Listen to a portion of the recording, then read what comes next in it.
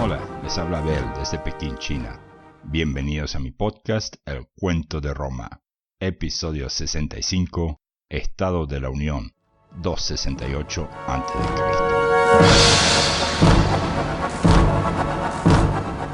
Estamos en nuestro quinto episodio de El Estado de la Unión y estamos a punto de zambullirnos en las aguas de las guerras púnicas.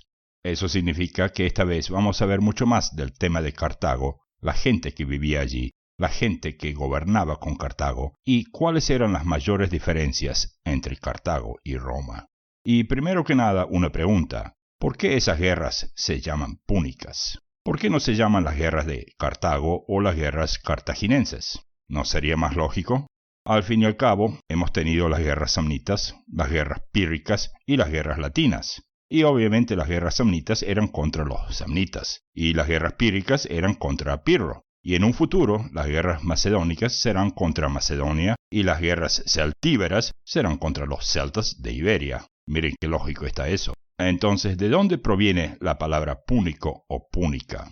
La respuesta a eso y mucho más entonces cuando nuestro águila llegue a Cartago. Y esta vez, en nuestro vuelo alrededor del mundo de Roma, también tenemos que ver con mucha más amplitud dos regiones, a saber, Partia y China. Partia porque estamos muy cerca de presenciar el nacimiento del Imperio Parto, y China porque estamos muy cerca de presenciar la llegada al trono del tal conocido primer emperador de China. Ambos eventos son tan importantes en sí mismos que nuestro futuro episodio 76 se llamará Nace el Imperio Parto. Y nuestro futuro episodio 77 se llamará El primer emperador de China. Obviamente esos dos episodios no serán dedicados exclusivamente a eso, sino que tendrán ese tema incluido en el resto de todos los acontecimientos del año en cuestión. Y al fin y al cabo, nosotros vamos a estar metidos en el medio de la Primera Guerra Púnica y vamos a estar súper ocupados dando vueltas a la isla de Sicilia como si fuera una calecita. Ya. Entonces estamos en el año 268 a.C. y nuestra águila irá desde Roma misma, primero hacia el norte, hasta los Alpes, y luego dará una enorme vuelta al mar Mediterráneo en el sentido del reloj. Después de eso, vamos a escuchar muy rápidamente la lista de futuros episodios desde este episodio 65 hasta el episodio 250 que nos va a encontrar en el año 68 después de Cristo. Así es, al final de este episodio veremos la lista entera del plan del podcast con el nombre del episodio y una palabrita o dos acerca de ese episodio si es que hace falta. Y como esta vez no tenemos el segmento de la palabra en latín, podemos comenzar ya. ¿Qué les parece? Roma. Roma, como ya era de costumbre, se estaba recuperando de otra peste. 2 años más tarde, es decir, en el 266, Roma verá otra peste, una peste mucho más aguda, y otra vez será por el tema del agua, los desagües y, por supuesto, el plomo.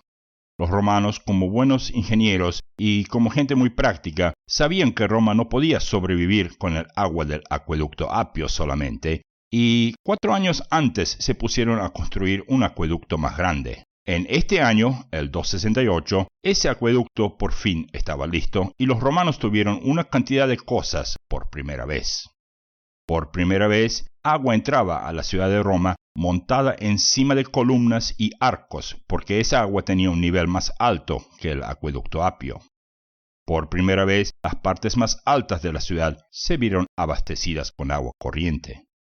Por primera vez el agua provenía de montañas, no de las afueras o cercanías de Roma, sino de una distancia de nada menos que 64 kilómetros. Así es, el segundo acueducto romano traía agua desde los montes más allá del Lacio, de una distancia que antes la gente no se podía ni imaginar.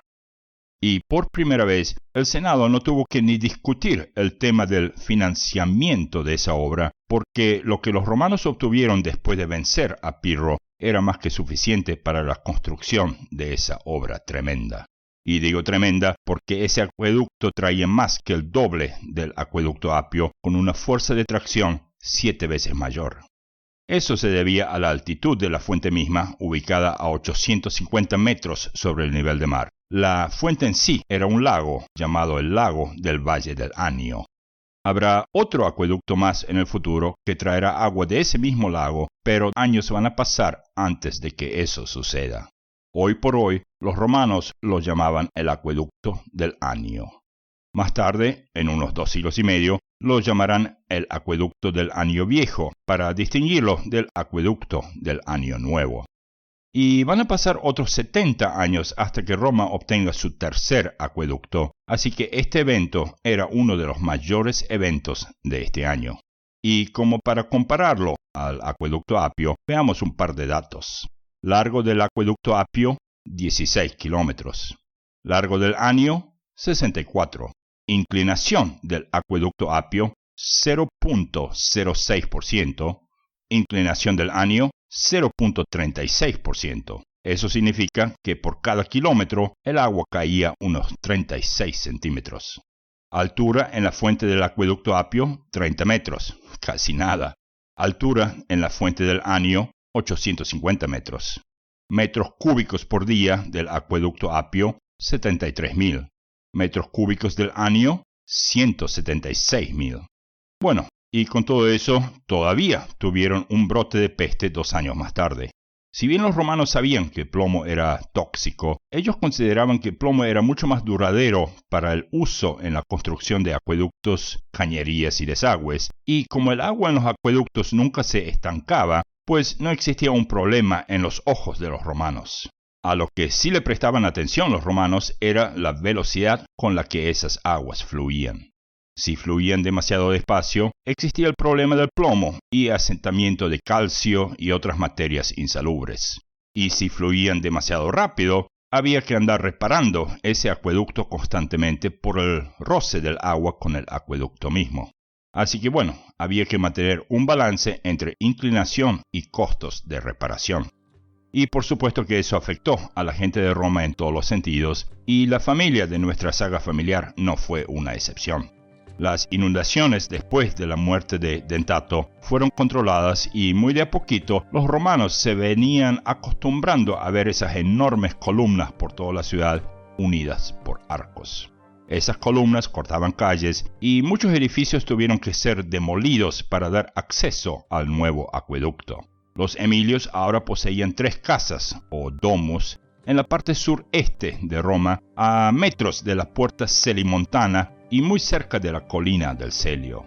La familia misma vivía en una de esas casas donde el mayor de los Emilios recibía a sus clientes a diario y las otras 2 casas formaban como una especie de letra T a unos 100 metros de ahí. El taller de escudos sufrió mucho durante las inundaciones y muchos esclavos murieron en la última peste justamente por estar trabajando con plomo a diario. Así que la familia consiguió un terreno afuera de las murallas serbianas. Eso también significaba que ahora miembros de la familia tenían que entrar y salir de la ciudad misma cada día, y eso era algo un tanto peligroso de hacer después de la caída del sol. Bueno, el otro tema de Roma que fue muy importante en el 268 a.C. fue el dinero, para ser más precisos, el denario. Según Tito Livio, la primera verdadera circulación del denario romano sucedió en nuestro año. Cada uno de estos denarios equivalía a 4 sestercios y la moneda en sí pesaba unos 4,5 gramos. Acuñados en plata, esos denarios fueron adaptados por el pueblo romano con tanta rapidez que muchas veces me pregunto cómo es que los romanos no tenían sus propias monedas siglos antes. Y de un lado de esas monedas podemos ver la imagen de la diosa llamada Roma. Así es, una diosa llamada Roma, igual que la ciudad, era la imagen de uno de los 2 lados de esas primeras monedas. Del otro lado, generalmente vemos las caras de cónsules romanos, lo que hoy en día le facilita el trabajo a historiadores y arqueólogos. Bueno, ahí está, un denario, 4,5 gramos acuñados en plata. Más tarde, cuando lleguemos a la Lex Flaminia, allá en el año 217, el peso de las monedas se va a bajar a 3,9 gramos. Más tarde aún, en el año 64 después de Cristo, y durante el gobierno del emperador Nerón, el peso se va a volver a reducir a 3,5 gramos. Luego, Marco Aurelio va a volver a bajar el peso del denario a casi 2,5 gramos y luego Septimio Severo a 1,7 gramos. Finalmente, el emperador Gordiano va a matar el denario como moneda en el 243 después de Cristo. Bueno, ahí lo tenemos. Ahora vayamos a otra noticia un tanto lógica después de todas las conquistas de Roma en el sur de Italia. Tal como ya era de costumbre, los romanos aprovecharon la situación y enviaron miles de colonos al sur. Colonos romanos que se tendrán que adaptar a una vida nueva, entre gente nueva y en un clima nuevo.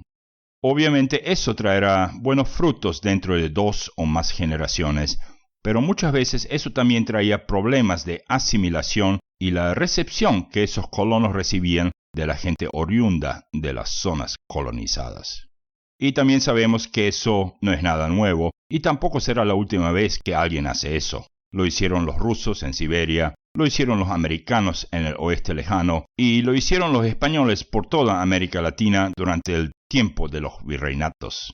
Y ejemplos como esos puedo dar 20 más en menos de 20 minutos sin libros y sin computadora. Bueno, una colonia fue fundada en el medio de Beneventum que, dicho sea de paso, fue renombrada de Maleventum a Beneventum, por razones de superstición. Y otra colonia fue fundada en un lugar llamado Arminium. Arminium hoy se llama Rimini, pero en ese entonces era conocido como el lugar donde pronto la Vía Flaminia se unirá a la Vía Emilia. Y como nota final para este año, los cónsules elegidos eran un tal Apio Claudio Ruso y un tal Publio Sempronio Sofo. Ambos cónsules son de importancia menor cuando se los compara con otros cónsules romanos. Lo único que verdaderamente vale la pena mencionar es que entre los dos, Apio Claudio Ruso y Publio Sempronio Sofo, finalmente vencieron a los picenos, esa gente que vivía donde hoy se encuentra la ciudad de Pisa. Y también quiero mencionar que este Apio Claudio Ruso era hijo de aquel Apio Claudio el Ciego y que murió durante la lucha contra estos picenos. Ahora, ya que datos históricos no señalan otro cónsul sufecto para que reemplace a este Apio Claudio, podemos especular que o bien murió bien cerca de las próximas elecciones, o bien era de tan poca importancia que ni votaron para que alguien lo reemplazara. En fin, vamos a Grecia. Como primer dato, el 268 era un año de Juegos Olímpicos. Y esta vez un nuevo deporte fue incluido en los Juegos. Estoy hablando de carreras de carrozas manejadas por una sola persona y tiradas por 2 caballos. Pero eso no fue el evento más importante de ese año ni por lejos. Algo mucho más importante venía sucediendo en Grecia y eso se debía a una amenaza que venía creciendo a medida que los años pasaban. Antígono Gónatas, de Macedonia. Me acuerdo que hace un par de episodios les conté que este Antígono Gónatas será el rey de Macedonia 2 veces y que la primera vez fue derrocado por Pirro después de que Pirro había abandonado Italia para siempre. Eso lo vimos en nuestro episodio 62, Dentato vence a los lucanos, bien al comienzo del episodio. Bueno, ahora estamos en el medio del segundo reinado de este Antígono. Y los demás pueblos, por toda Grecia, no lo ven como un amigo a este Antígono. Así es, entre Atenas, Esparta, Egipto y más tarde hasta Epiro, están a punto de hacer una coalición para tratar de derrocar al rey de Macedonia. Y en este año, un griego llamado Cremónidas, un político ateniense que seguía la filosofía del estoicismo, consigue hacer que entre Atenas, Esparta y Egipto se firme una alianza en contra de Antígono. Como pueden ver, ese Antígono era bastante odiado por el resto del mundo helénico. Con la excepción de Corinto, la mayoría de las ciudades-estados estaban del lado de Atenas y Esparta. Y la única razón por la que Corinto estaba en favor de Antígono era porque en Corinto gobernaba un tal Crátero. Crátero era hermano de Antígono. Bueno, entonces tenemos esa alianza formándose entre Grecia y Egipto, y en unos años más vamos a ver si les fue bien a los griegos y a los egipcios. Lo que sí sabemos es que ese mismo año, este Cremónidas se aseguró que Atenas no fuese bloqueada por los macedonios y que el abasto de cereales a la ciudad fuese suficiente. Los egipcios, por su lado, van a enviar una flota de buques de guerra para ayudarle a Esparta y a Atenas. Y por supuesto, historiadores saben que todo ese esfuerzo era en vano y que entre los 4 terminaron perdiendo contra Macedonia. Así es, en 3 años más, Antígono va a terminar matando al rey de Esparta en las afueras de Corinto, y la flota que Ptolomeo II mandó de Egipto no les va a servir de nada. Y después de eso, un asedio a la ciudad de Atenas va a comenzar. Ese asedio va a terminar en la rendición de Atenas y la prohibición de acuñar sus propias monedas, entre otros castigos. 2 años más tarde, el hijo de Pirro de Epiro, ¿se acuerdan de él? Alejandro de Epiro se va al ataque contra Macedonia. Por un tiempito le va bien con la invasión, pero más tarde Demetrio, el hijo de Antígono, lo saca a patadas de Macedonia y de Epiro también. Atenas, totalmente subyugada, sin embargo, continúa siendo el centro de filosofía en Grecia antigua, y Antígono de Macedonia personalmente se hizo cargo de que eso continúe así. Entonces, Atenas y Esparta como tales nunca más van a ver un apogeo cultural o militar hasta que lleguen los romanos y les den una paliza bien grande a todo el mundo. A los griegos, a los macedonios y 2 siglos más tarde hasta a los egipcios mismos. Bueno, Asia Menor. Durante nuestro último episodio de El Estado de la Unión, episodio 39, yo había mencionado a Lisímaco de Tracia, uno de los diádocos, como herederos del inmenso territorio de Alejandro Magno. Bueno, para uno entender la historia de Asia Menor, uno tiene que básicamente familiarizarse con los 12 pueblos que ocupaban lo que hoy es Turquía. Y cuidado, lejos de ser un pueblo homogéneo, esos 12 pueblos diferían mucho entre sí. Muy rápidamente los voy a listar aquí y entonces vamos a tener una palabrita de cada uno de esos y a ver si adivinan cuál de esos 12 pueblos son los primeros en formar parte del mundo de Roma. No el Imperio Romano, sino el mundo de Roma, porque Roma tendrá varias partes de Asia Menor antes de que llegue el imperio. Entonces, a ver, 1. Lidia, 2. Licia, con C, no con S, 3. Caria, 4. Misia, con S, no con C, 5. Bitinia, 6. Frigia, 7. Galacia, 8. Licaonia, 9. Pisidia, con S, no con C, 10. Paflagonia, 11. Cilicia, ambas con la letra C, y 12. Capadocia, también con la letra C al final. Después también tenemos 2 estados más, el reino del Ponto, que será conquistada por los romanos mucho más tarde, y la península de Tróade, que es la región costera de Misia y donde se encontraba la ciudad de Troya.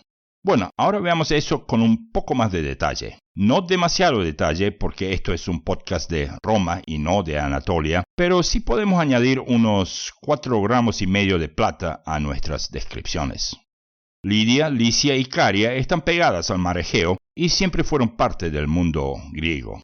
Lidia al norte, Licia al sur y Caria entre las dos. En Lidia se inventó la acuñación de monedas. Cuidado, no monedas en sí, sino monedas con imágenes creadas con la fuerza de una prensa. Monedas sin prensa ya existían en Mesopotamia por siglos. Misia, Bitinia y Frigia están al este de Lidia y al norte de Caria y se extienden hasta los 2 famosos estrechos que dividen las aguas del Mar Negro y el Mar Mediterráneo y que entre sí crean el Mar de Mármara. Por supuesto estoy hablando del estrecho de Bósforo y el estrecho de los Dardanelos. En la Ilíada, Homero describe a Misia como uno de los aliados de la ciudad de Troya. En cuanto a Bitinia, en unos 4 años más, tendremos la fundación de la ciudad de Nicomedia, una de las ciudades más importantes de esa región. El Senado de Roma terminará heredando esa región porque uno de los reyes de Bitinia, un hombre llamado Nicomedes IV, no tenía hijos varones. Eso a su vez desatará la tercera guerra mitridática. Frigia no tenía salida al mar. Fue parte de Lidia por un tiempo, y lo que sí quiero destacar es que fue en Frigia que Alejandro Magno tuvo que resolver aquel famoso nudo gordiano como un reto de parte del rey de Frigia. Después tenemos Galacia, Licaonia y Pisidia. Lo destacable de estas 3 partes de Asia Menor es que ninguna de ellas tenían buen acceso al mar. Galacia fue ocupada por galos, que se asentaron en esa región, algo que mencionamos en nuestro podcast en nuestro episodio 59, el sitio de Siracusa. Aparte de galos, también existían numerosas colonias judías en ese territorio, lo que obviamente es una de las causas de la fuerte presencia del futuro cristianismo en Galacia. En el futuro veremos mucho más de Galacia cuando lleguemos a los apóstoles y las persecuciones de cristianos por parte de romanos. Bueno, Licaonia casi siempre era como la pelotita de ping-pong entre las regiones alrededor de ella. Supo formar parte de Galacia, Capadocia, Cilicia y otras partes más, y hasta fue cedida por Roma una vez a un rey llamado Eumenes II de Pérgamo. A ver, Pisidia, cuando el último rey de Pérgamo murió, Roma recibió su reino como herencia.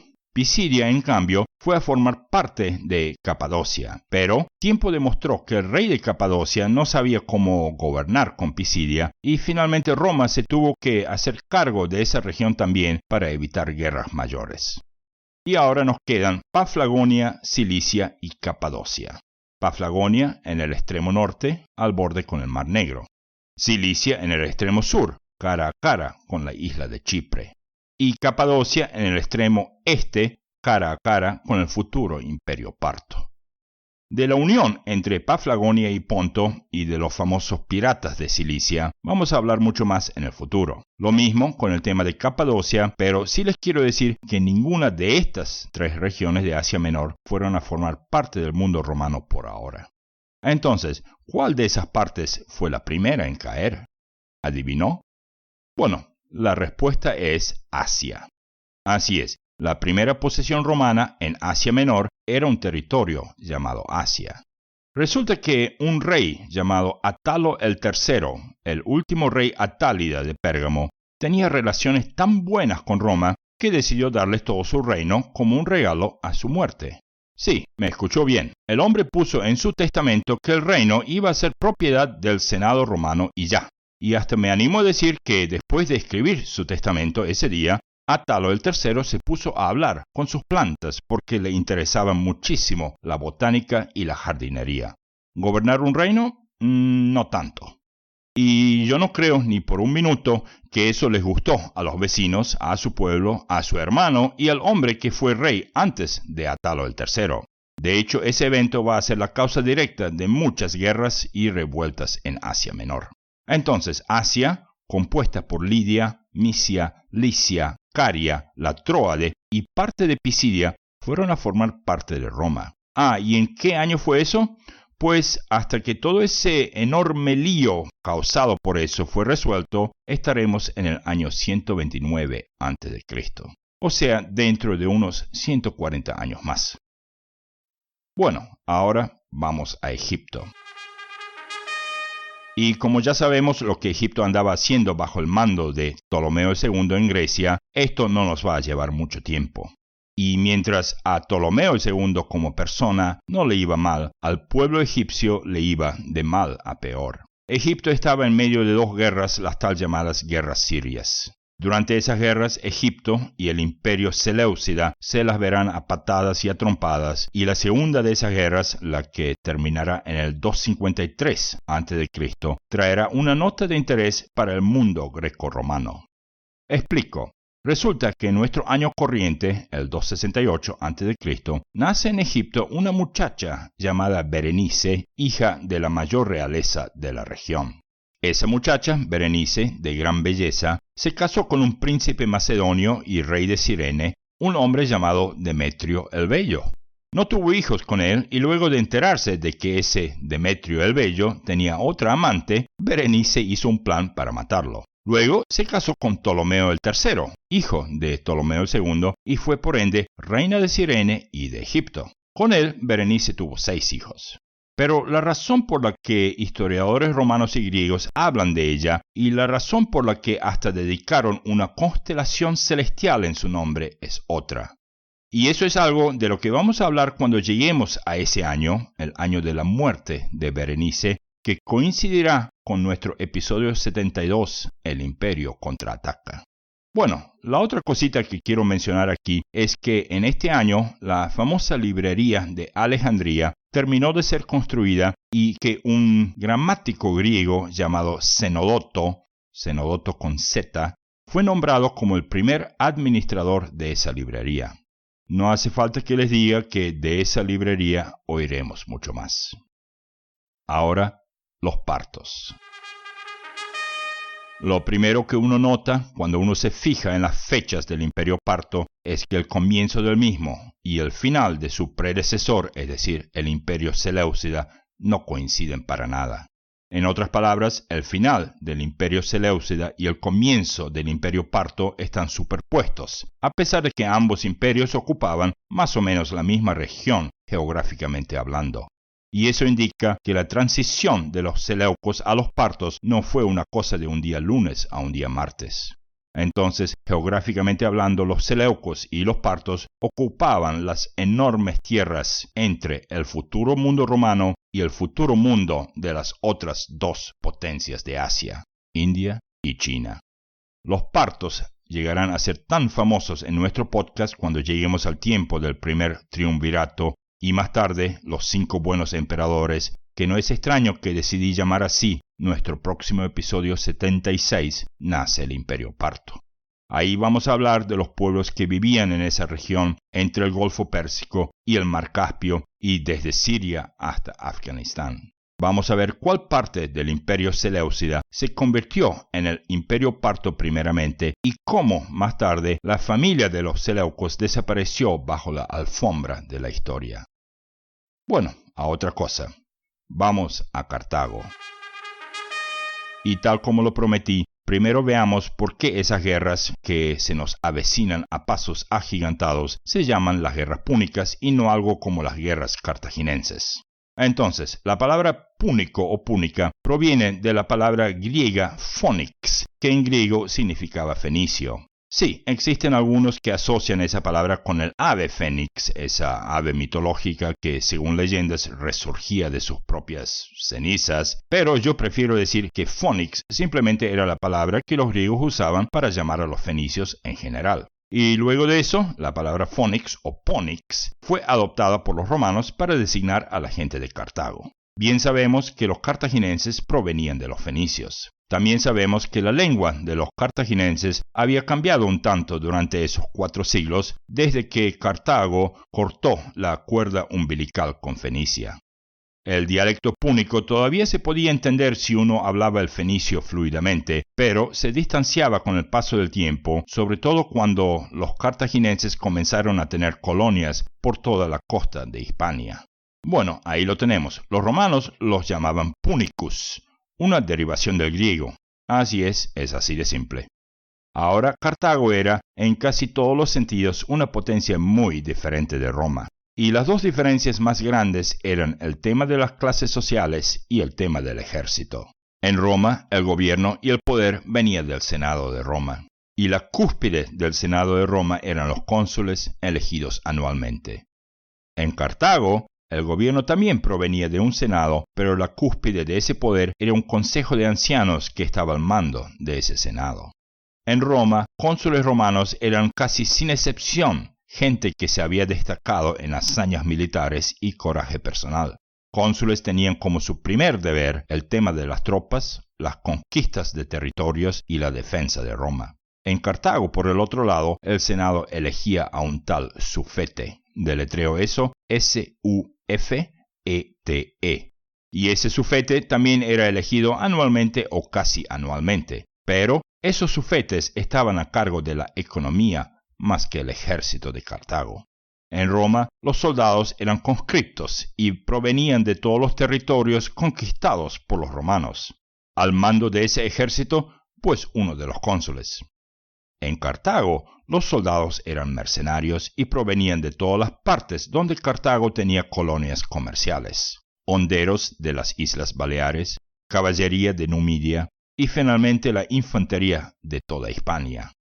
Al mando de ellos, un general cartaginense designado por el Consejo de Ancianos, no uno de los sufetes. En Roma, soldados eran pagados y un salario de un soldado era algo muy estable, muy confiable y muy deseado a medida que las generaciones pasaban. Si no había guerras, los soldados construían calles, puentes, acueductos, lo que sea. el salario era constante. En Cartago, mercenarios eran pagados cuando Cartago los necesitaba y eran desechados cuando Cartago no tenía guerras. Por ende, pagarles a los mercenarios era algo mucho más costoso que darles un salario cada año o 2 veces al año. Y cuando Cartago no tenía guerras, los mercenarios eran enviados a casa sin importarle a nadie a dónde iban y qué hacían. Bueno, la otra gran diferencia era que Cartago jamás tuvo ese enorme dolor de cabeza como lo tuvo Roma entre patricios y plebeyos. Así es, en Cartago eso no existía. Mientras uno no fuese un esclavo, un hombre tenía la libertad de hacer lo que quería para acumular riquezas. No existían leyes, edictos o decretos que le impedían a alguien comprar tal cosa, hacer tal otra cosa o vender tal cosa. En Roma, plebeyos tenían límites en todo eso. Un plebeyo ni siquiera podía comprar ciertos artículos cotidianos al por mayor, con la excepción de aceite, sal y algunas materias primas más. Un plebeyo tenía que atravesar una muralla burocrática antes de poder establecerse como un comerciante y ni hablemos de comprar tierras. Todo eso pasaba por las manos de patricios y tener amigos en esos círculos de patricios podía cambiar el destino de una familia plebeya entera. Obviamente que una de las mejores maneras de obtener amigos en los círculos de patricios era por medio de casamiento o por medio de destacarse militarmente. Pero en Cartago eso era algo totalmente diferente. Si uno hacía dinero, a nadie le importaba cómo lo hacía. Y si uno era, de repente, suficientemente rico, pues esa persona era invitada a formar parte del Senado de Cartago. A ellos no les importaba si la familia de ese rico tenía un ilustre pasado o si esas riquezas venían de 2 siglos atrás o de ayer. Sí, Cartago también tenía una especie de aristocracia, aparte de su Consejo de Ancianos, también conocido como el Consejo de los 100. Y si bien veremos mucho más en un futuro muy próximo, quiero destacar que el mundo sociopolítico de Cartago se parecía muy mucho a una oligarquía, mientras que el Senado de Cartago, compuesto por tal llamados jueces, se parecía mucho a una república. En fin, ahora vamos a la última, gran diferencia entre Roma y Cartago. Mientras Roma era un poder militar terrestre, creo que todos sabéis que Cartago era un poder militar marítimo. La flota de Cartago no tenía rival en la cuenca del Mediterráneo occidental y harán falta no una, sino 3 guerras para cambiar eso. Así que poco a poco vamos a navegar desde hoy, estamos en el 286, hasta el 146, donde vamos a ver que 2 ciudades serán destruidas casi en un mismo día: Cartago y Corinto. Nuestro episodio 127 hablará de eso. Un episodio llamado De Cartago a Corinto. Bueno, lo único que me queda decir es que la portada que diseñé para este episodio tiene de su lado izquierdo la figura de un héroe cartaginense sosteniendo un estándar romano cabeza abajo. ¿Saben quién es? Ahora vamos a la última gran parte de este vuelo de águila y esta vez vamos a hablar de China. Así como decidí llamar nuestro episodio 76 Nace el Imperio Parto, también decidí llamar nuestro episodio 77 El primer emperador de China. Resulta que estamos a 9 años del nacimiento de un muchacho llamado Zheng, deletreo eso Z-H-E-N-G, y ese muchacho nació siendo un príncipe de la familia que gobernaba una de las partes de lo que hoy es China. Ese muchacho primero será el soberano de su propio reino, el reino de Qin. Deletreo eso también, Q de queso y latina N. Ese reino de Qin estaba situado bien al oeste de toda China, donde hoy se encuentra la enorme región de Sichuan, la que hoy es famosa por su comida extremadamente picante y por ser la parte de China donde los pandas viven en su hábitat natural. El reino de Qin, por ende, no tenía acceso al mar, pero tampoco tenía enemigos a su lado izquierdo, o sea, del oeste, pues porque ahí comienza el sistema del altiplano de Qinghai y el Tíbet, y hasta hoy en día, atacar a un estado por una región como esa sería un fracaso garantizado. Así que los Qin se podían dar el lujo de concentrar todas sus fuerzas hacia un solo lado, hacia el este, o sea, hacia el Océano Pacífico. Ahora, en nuestro año actual, el 268, todavía estamos en lo que se denomina la era de los reinos combatientes, y en total existían 7 tales reinos que no se reconocían entre sí y que tampoco escribían del mismo modo. Sí hubo similitudes, pero no era la misma escritura, y ni hablemos del idioma hablado. Unidades para pesar mercadería, unidades para medir distancia, unidades de dinero y sobre todo unidades para medir grano. Cada uno de esos 7 estados tenía sus propias reglas. Y tal como lo hice con Anatolia, voy a listar muy brevemente esos 7 reinos con una palabrita acerca de cada uno. A ver, 1. El reino de Qin. Como dije, Qin era casi igual de grande como los otros 6 reinos juntos y estaba bien al oeste de toda China. 2. Han. El más chiquito de los 7 reinos, fue también el primero en caer bajo el dominio de Qin, ya que estaban pegados a ellos y rodeados por 3 enemigos más de todos lados. 3. Zhao. Al norte. Esa fue la región donde el primer emperador comenzará a construir la famosa Gran Muralla China. 4. Yan. Más allá del reino de Zhao, a lo largo de la costa del mar de Bohai y hasta lo que hoy es Corea. 5. Wei, otro reino pequeño metido entre los reinos de Zhao y Han y sin acceso al mar. Es donde hoy se encuentra la ciudad de Xi'an. 6. Chu, el segundo reino en tamaño. Ese reino era compuesto de casi todo el sur de China, desde los Qin y hasta el Océano Pacífico. Incluía casi toda la parte del río Yangtze. Literalmente la palabra Yangtze en chino significa río largo. Y por último 7. Qi.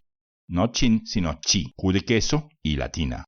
Este fue el último reino en ser conquistado por los Qin y el más difícil de ser unificado bajo una bandera. Se encuentra en donde hoy tenemos la península de Shandong y la ciudad de Qingdao. El reino de Qi también fue la cuna del confucianismo y el pueblo natal de Confucio fue una atracción turística por ya casi 2000 años y hasta el día de hoy. Bueno, ahí lo tenemos. Los 7 reinos combatientes, como lo dije, serán unificados en el año 221 a.C.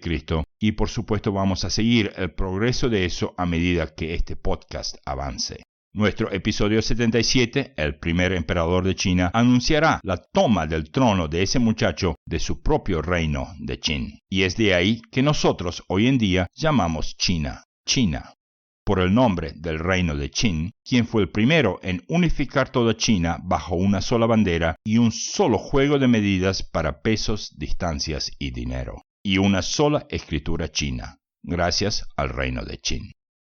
Y la otra cosa que vamos a notar es que esta fue la época en que China comenzaba a construir murallas. Así es, mientras los romanos comenzaron a hacer vías, los chinos comenzaron a hacer paredes. Ahora al tema siguiente. Antes de darle un saludo cordial a 3 personas, 3 oyentes de nuestro podcast, quiero aclarar una cosita. Otra vez tuve que tomarme una pausa de 2 semanas en este podcast. Y explico muy brevemente por qué. Y no voy a decir que esta demora se debe a mi trabajo porque no es la verdad. Yo escribo de noche a veces y a veces hasta no duermo mucho con el propósito de hacer que este podcast tenga un hilo lógico, ameno y práctico al cabo de los 500 episodios que tengo en mente. Bueno, 500 más un episodio de despedida. El hecho es que me pasé este tiempo trazando planes y realineando años con eventos cronológicos para que todo quepa en estos 500 episodios. Y se preguntará por qué. La respuesta es muy simple. Hubo décadas en las que no mucho sucedió y hubo décadas hasta años y hasta meses donde 1.000.000 de cosas pasaron. Así que tuve que hacer ajustes en la lista para que todo quepa bien. Y eso me llevó mucho tiempo. Pero yo sé que si no hacía esta lista, al final la casa entera se me iba a caer encima de la cabeza. Así es, llega un momento en que uno tiene que hacer un paso hacia atrás y mirar lo que está haciendo. Y después de mirar, uno tiene que ver si es que hace falta reforzar esos cimientos para que no me suceda lo que le sucedió a todo aquel que hizo una casa demasiado rápido y con muy pocos planes. Le sucedió a Napoleón, le sucedió al gobierno comunista ruso, le sucedió a Hitler y por supuesto le sucedió a Marco Licinio Craso en la desastrosa batalla de Carras en el 53 a.C. Le está sucediendo a los chinos que se están enriqueciendo y modernizando demasiado rápido. Le está sucediendo a Europa, que está recibiendo más refugiados de lo que puede asimilar. Y le está sucediendo a los Estados Unidos, que está creando nuevos enemigos con más rapidez de lo que van a poder arrepentirse décadas más tarde.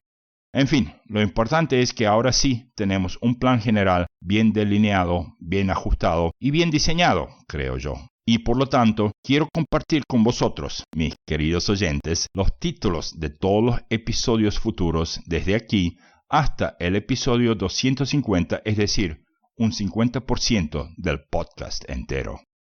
Estoy 4 o 5 semanas atrasado con la publicación de nuestros episodios, pero si recupero un episodio por mes, ya para cuando lleguemos a Navidad o Año Nuevo, estamos perfectamente alineados para el próximo cumpleaños de este podcast y de mi esposa y de los episodios especiales de preguntas y respuestas.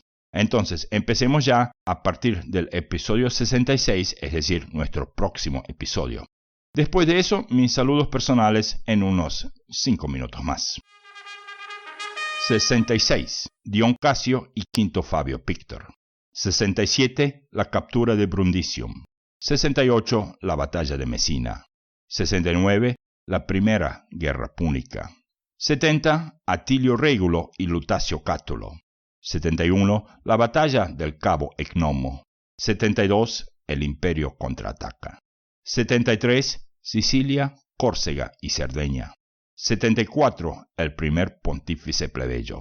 75. La batalla de Drépano. 76. Nace el Imperio Parto. 77. El primer emperador de China. 78. Estado de la Unión 244 a.C.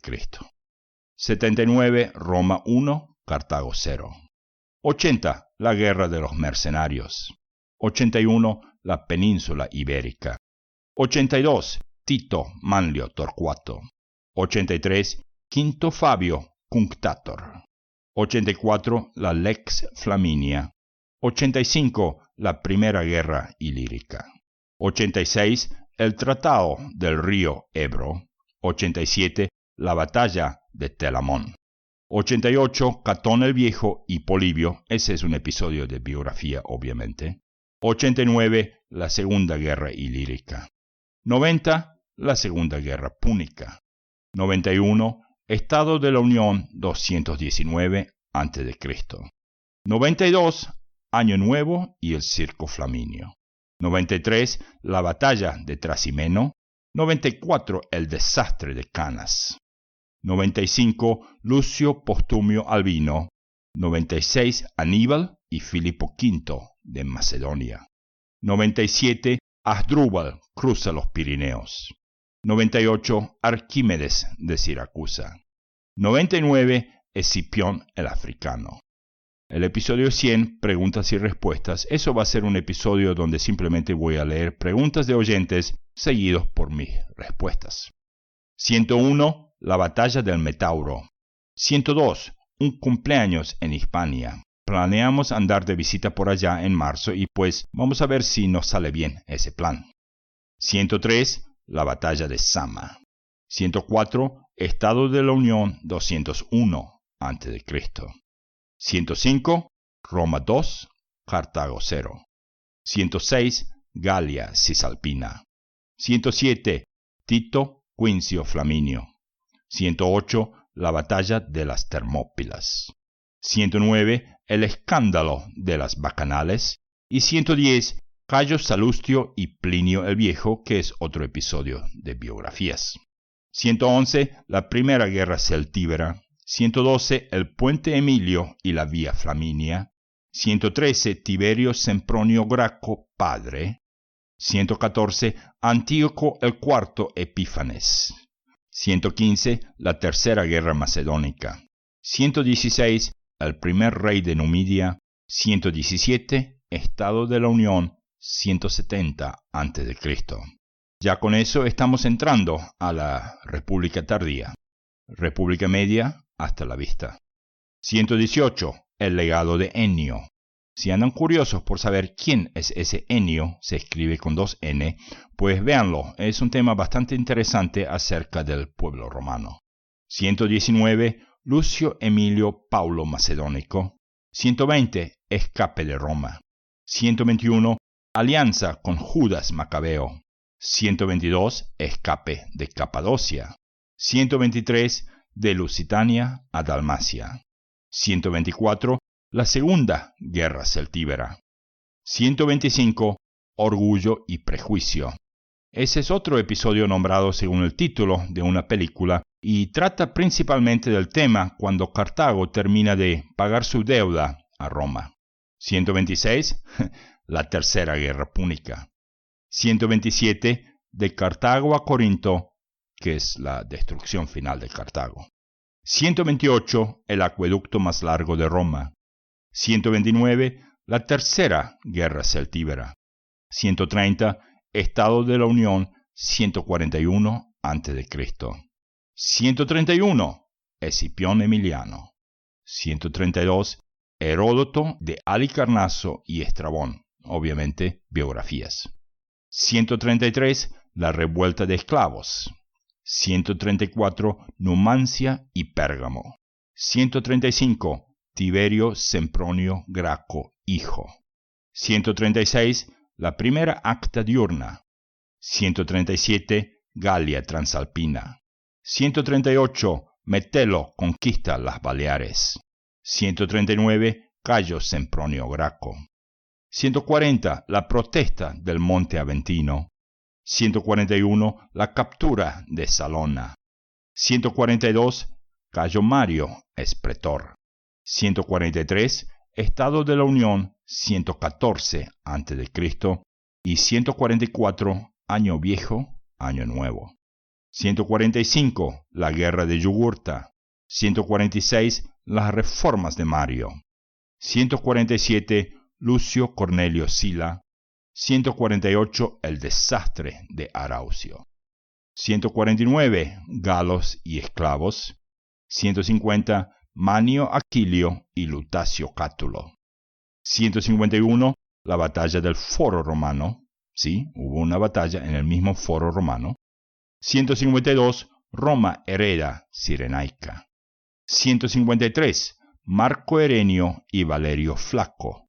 154, Cornelio Tácito y Cayo Suetonio, eso como un episodio de biografías. 155, la Matronalia. 156, Estado de la Unión 92 a.C. 157, la Guerra Social. 158, la Lex Julia. 159, Mario y Sila. 160, el saqueo de Ostia. 161, la Primera Guerra Mitridática. 162, la Segunda Guerra Mitridática. 163, la Batalla de la Puerta Colina. 164, Marco Emilio Lépido. 165, el Tabulario Romano. 166, la Tercera Guerra Mitridática. 167, Espartaco. 168, Lucio Licinio Lúculo. 169, Estado de la Unión 68 a.C. 170, Pompeyo y los piratas. 171, Roma conquista Armenia. 172, la masacre de Jerusalén. 173, la conjuración de Catilina. 174, el primer triunvirato. 175, el año de César y Bíbulo. 176, Sempronio Aselio y Posidonio, eso obviamente es otro episodio de biografías. 177, las guerras gálicas, primera parte. 178, las guerras gálicas, segunda parte. Firmemente creo que esas guerras no caben en un solo episodio. 179, el desastre de Carras. 180, Julio César y Vercingetorix. 181, la Guerra Civil de Julio César. 182, Estado de la Unión 48 a.C. 183, el año de César y Lépido. 184, vida y muerte de Cayo Julio César. Mis queridos oyentes, Ese es un episodio que verdaderamente no veo la hora de escribir. 185, el segundo triunvirato. 186, Marco Antonio y Cleopatra. 187, los partos invaden Siria. 188, las donaciones de Alejandría. 189, la batalla de Accio. 190, el año de Octavio y Agripa. Y ahí estamos dejando la República y nos metemos oficialmente en la parte del Imperio Romano. 191, las guerras cantábricas.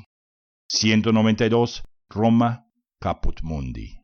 193, la batalla de Elefantina. 194, todos los caminos llevan a Roma. 195, Estado de la Unión 20 a.C. 196, Marco Vespanio Agripa. 197, la provincia del Nórico. 198, Julio César como historiador. Aquí volvemos a ver Julio César como parte de un episodio de biografías. 199, Livia Drusila. 200, preguntas y respuestas. 201, la batalla del río Lupia. 202, el Arapacis.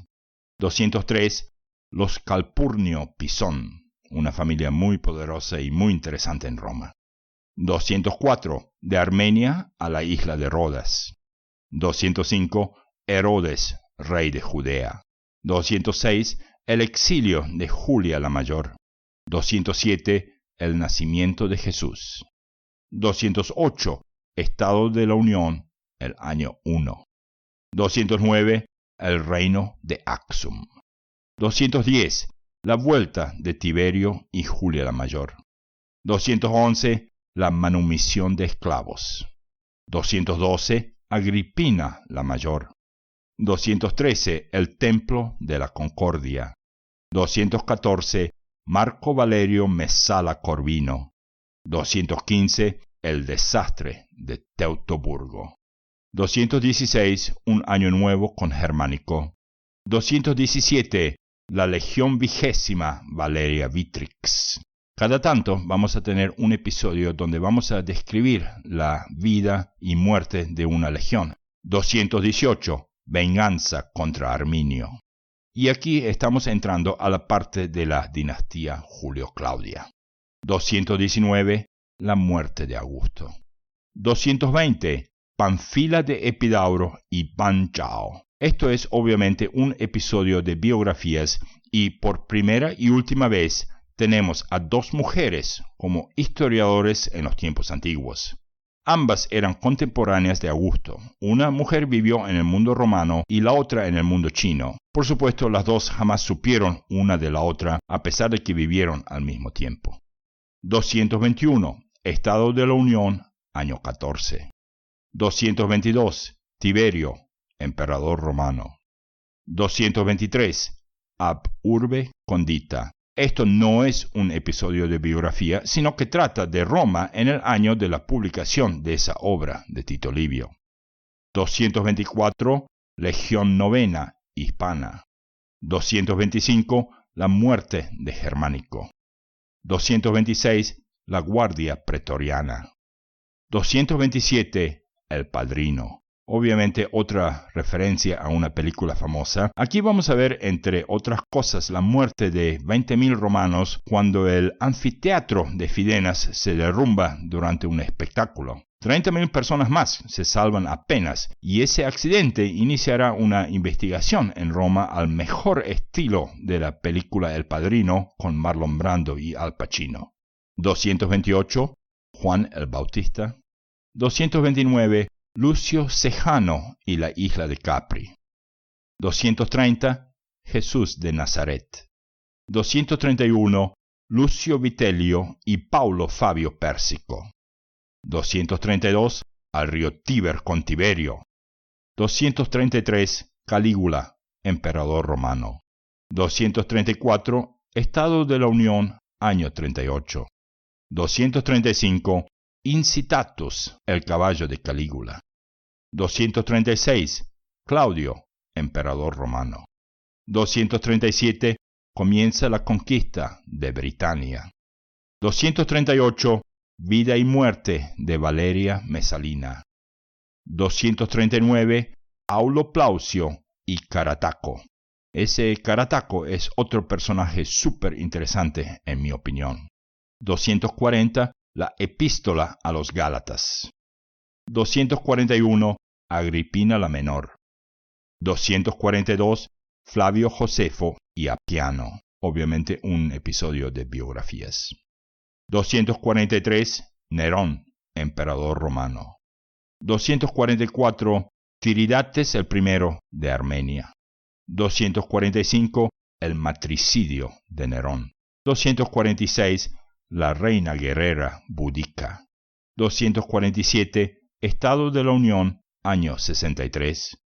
248, mientras Roma arde. Y 249, de Pedro, Pablo y las persecuciones. Y aquí estamos entrando a la parte del año de los 4 emperadores y además llegamos al episodio 250, la mitad de nuestro podcast. Entonces, 250, ¿qué artista muere conmigo? Bueno, wow, ya está. Por supuesto que si van al sitio web que se encuentra en www.elcuentoderoma.com o en www.patreon.com/elcuentoderoma y si se fijan en el plan de podcast verán un poco más que estos 250 episodios. Ahora, aquí quiero darles unos saludos muy cálidos a 3 personas. Primero, muchas gracias a Sariknova, tengo entendido desde Venezuela, por el constante apoyo y hermosos comentarios. Creo que me sigue tanto por iVoox como por Spreaker, así que nuevamente un saludo desde Pekín a Sariknova. Y como un detalle de al lado, mucha gente usa esa frase en la vida cotidiana: Roma no se ha hecho en un día. Segundo, muchas gracias a Pablo Valenzuela desde Madrid, España, que dice que ojalá todos los episodios fuesen de 45 minutos y no de 15. Bueno, le puedo decir esto que a medida que el mundo de Roma se viene poniendo más complejo, casi que va a ser imposible hacer episodios de 20 minutos. Así que por ese lado, sin cuidado, Pablo, y gracias por su mensaje. Y como tercero, quiero agradecerle nuevamente a Raquel, una oyente super amazing de Argentina de más de 70 años de edad. Raquel me ha dicho que el año que viene a visitarme aquí en Pekín. Pues qué maravilla y ojalá que yo tenga esa fuerza y ese empuje a esa edad. La esperamos aquí con ansias, Raquel, y también gracias por su contribución mensual en nuestro pequeño sitio en Patreon. Bueno, cada tanto voy a mandar saludos así a gente que nos escucha porque realmente me hace sentir bien y me hace ver que el futuro mensaje de este podcast, un mensaje de verdades y mentiras, de pecados y perdón, y de esperanza y fe, quizás traiga frutos en un futuro distante. Veremos. Por lo pronto, los dejo hasta nuestro próximo episodio, que es un episodio de biografías. Y esta vez tenemos como nuestros invitados especiales a Dion Casio y a Quinto Fabio Pictor. Lo único que une a estos dos personajes es que ambos eran puramente romanos, y ambos no solamente se dedicaban a escribir, sino que también tomaban parte en otros aspectos de la vida de un romano, como senadores o cónsules o hasta como generales. Entonces, eso y mucho más en nuestro próximo episodio, episodio 66, Dion Casio y Quinto Fabio Pictor. Gracias por escuchar y hasta el episodio que viene.